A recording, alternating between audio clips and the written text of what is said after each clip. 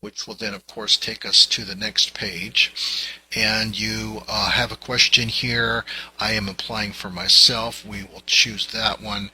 In this particular example, we're going to assume that you have not yet set up what's called your My Social Security account. We'll say no to that question. And then we will say that you do have an address, and go to the next page. Now this is about as far as I'm going to be able to get here, because you are going to have to go in and create an account if you haven't already.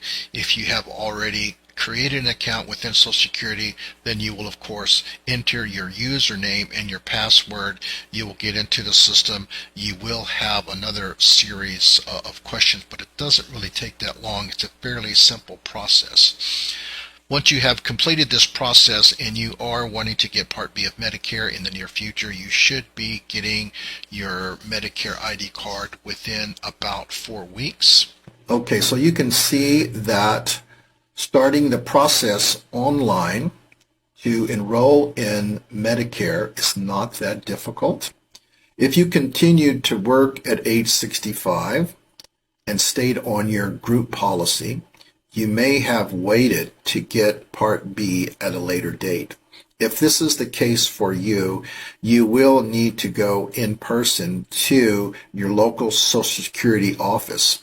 There's a couple of forms that you're going to need in this situation. One is a form that you will need to get filled out and signed by your employer. The next is a separate form that you will need to complete yourself and bring to the Social Security office. I will include instructions and links to both of these forms in the description of this video below.